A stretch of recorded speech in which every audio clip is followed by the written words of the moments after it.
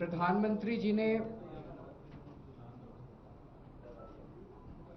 कहा है कि देश बेहद आर्थिक संकट से गुजर रहा है और इस वजह से उन्होंने देश के लोगों को अपील की है ये 7 स्टेप उठाने के लिए, ये 7 कदम उठाने के लिए। एक तो ये कि वर्क फ्रॉम होम करो, सोना खरीदना बंद करो, कम से कम सोना खरीदो।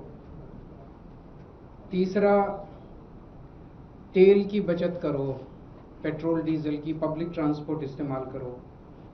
चौथा, फर्टिलाइजर्स का कम से कम इस्तेमाल करो, नेचुरल फार्मिंग करो। पांचवा, फॉरेन प्रोडक्ट्स कम से कम इस्तेमाल करो और फॉरेन एक्सचेंज बचाओ। छठा, कुकिंग ऑयल कम से कम इस्तेमाल करो। और सातवां, फॉरेन ट्रैवल बंद करो, विदेशों में जाना बंद करो। हमारे देश 1950 के बाद से अभी तक ऐसे कई समय आए जब देश अलग अलग संकटों से गुजरा। कभी अलग अलग देशों से युद्ध हुआ, चीन से, पाकिस्तान से, आर्थिक मंदी से भी गुजरा। लेकिन इतने कठोर कदम आज तक कभी किसी प्रधानमंत्री ने देशवासियों को लेने के लिए नहीं कहे। मुझे याद है लाल बहादुर शास्त्री जी ने भी देश के लोगों से अपील की थी, इंदिरा गांधी जी ने भी एक समय सोना ना खरीदने की अपील की थी, अलग अलग अपीलें की थी अलग अलग प्रधान। इतनी कठोर अपील, इतनी सारी 7 इतने बड़े कदम आज तक कभी किसी ने नहीं लिया। पूरा देश इस वक्त सदमे में है। तो मेरी 3 गुजारिश है प्रधानमंत्री जी से।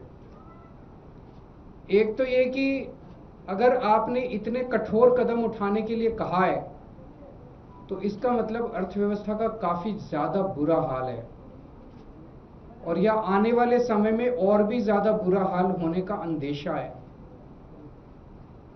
देश ये जानना चाहता है कि हम कहां खड़े हैं।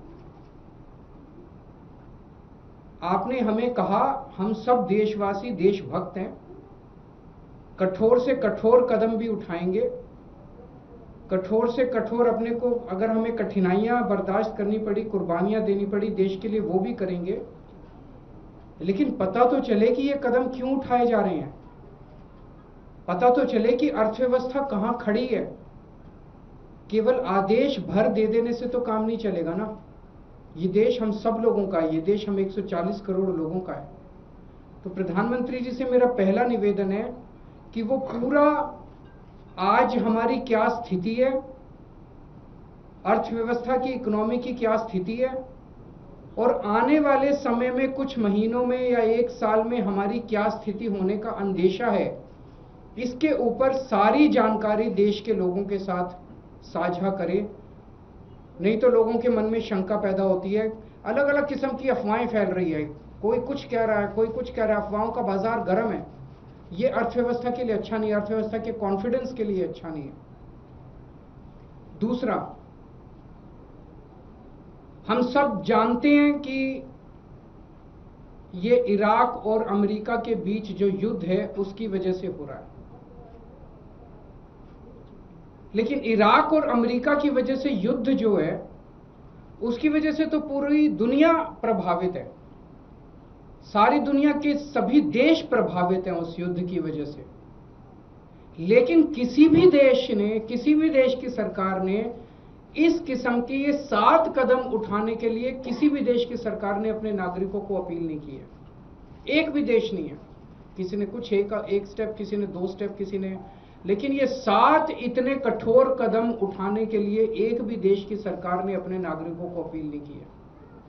इससे मन में शंका पैदा होती है कि कहीं स्थिति केवल इराक अमेरिका के युद्ध की बजाय और भी कहीं स्थिति कुछ और ज्यादा खराब तो नहीं है। हमारा देश किन परिस्थितियों से गुजर रहा है। तो दूसरी मेरी मोदी जी से प्रार्थना है कि देश के लोगों को बताए कि जो कदम किसी भी देश ने नहीं उठाए, सभी देश प्रभावित हैं, ऐसे कठोर कदम केवल भारत देश को उठाने की क्या जरूरत पड़ी, इतनी ज्यादा क्या खराब स्थिति हो गई। और तीसरी बात, इसका सारा बोझ मिडिल क्लास पे क्यों डाला जा रहा है? फॉरेन मत जाओ, फॉरेन प्रोडक्ट्स मत खरीदो, सोना मत खरीदो, पेट्रोल डीजल गाड़ी मत इस्तेमाल करो, वर्क फ्रॉम होम करो, पब्लिक ट्रांसपोर्ट केवल और केवल इन सारे कदमों से केवल मिडिल क्लास बहुत देशभक्त है। जरूरत पड़ेगी किसी भी हद तक मिडिल क्लास देश के लिए कुछ भी करेगा, लेकिन केवल मिडिल क्लास क्यों? सबसे पहले अगर कुर्बानी देनी चाहिए थी तो देश की सरकार को कुर्बानी देनी चाहिए थी। देश की सरकार अपने खर्चों के ऊपर, अपनी कंज्यूमर जो कंज्यूम करते हैं अपने खर्चों के ऊपर, देश की सरकार सबसे पहले कटौती करती। देश की सरकार ने कोई कटौती नहीं की। उसके बाद देश के प्रधानमंत्री और सारे मंत्री मिलकर अपने अपने खर्चों पे और कंजम्पशन पे कटौती करते। उन्होंने भी कोई कटौती नहीं की। सब खुले घूम रहे हैं, विदेशों में भी जा रहे हैं, गाड़ियां भी खूब इस्तेमाल कर रहे हैं, हवाई जहाज सब हो रहा है, सोना भी खूब खरीद रहे होंगे। उसके बाद अगर बनता था तो अफसरों के ऊपर, अफसरों से उम्मीद की जाती कि अफसरशाही जो है वो कुछ कुर्बानी करेगी। उसके बाद उम्मीद थी देश के अल्ट्रा रिच, जिनमें मोदी जी के कुछ दोस्त हैं, उनसे भी एक अपील करते मोदी जी की अडानी जी भी कुछ कुर्बानी करें, और जो देश के अल्ट्रा खरबपति अरबपति हैं वो भी कुछ करो। उनसे भी कोई अपील नहीं की गई। केवल और केवल देश की मिडिल क्लास से ही अपील की गई। इस बात का दुख होता है। मैंने पिछले 2 दिन में कई लोगों से बातचीत की, उन्होंने कहा हम करेंगे देश के लिए कुर्बानी, लेकिन केवल हम क्यों? अडानी जी कुर्बानी नहीं करेंगे, मंत्री कुर्बानी नहीं करेंगे, अफसर कुर्बानी नहीं करेंगे, मोदी जी कुर्बानी नहीं करेंगे। देश तो सबका 140 करोड़ लोगों का है, चुन के केवल मिडिल क्लास के। तो हम सब लोग तैयार हैं, जो भी देश के लिए करने की जरूरत है हम सब तैयार हैं, लेकिन चुन के मिडिल क्लास को टारगेट ना किया जाए और देश के साथ सारी इंफॉर्मेशन साझा की जाए। अगर आपके कोई प्रश्न है तो। सर, नीट का पेपर जो है वो रद्द करना पड़ा है। सबसे पहले मैं उन लाखों बच्चों को और उनके पेरेंट्स को अपनी तरफ से पूरी संवेदना देना चाहता हूं जो इस परीक्षा के रद्द होने से प्रभावित हुए हैं। मैंने भी अपनी जिंदगी में आईआईटी का पेपर दिया था पहले, फिर सिविल सर्विसेज का पेपर दिया था। मैं जानता हूं कि किस तरह से कठोर तपस्या करनी पड़ती है। हमारा एक छोटा सा घर होता था वहां पे हिसार में, ऊपर एक छोटा सा कमरा बनवा लिया था। 24 घंटे उस कमरे में बैठा मैं तैयारी करता रहता था। फॉर्चुनेटली उन दिनों में पेपर लीक नहीं हुआ करते थे।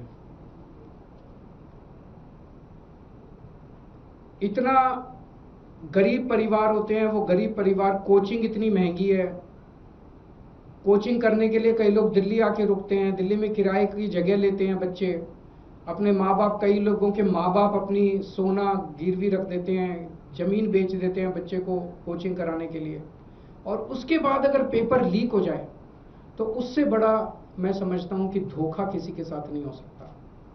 और ये नीट का पेपर पहली बार लीक नहीं हुआ, मेरे ख्याल से एक बार 17 में हुआ था, एक बार 21 में हुआ था, फिर एक बार 24 में हुआ था, और एक बार अब लीक हुआ है। 4 बार पेपर लीक हो चुका।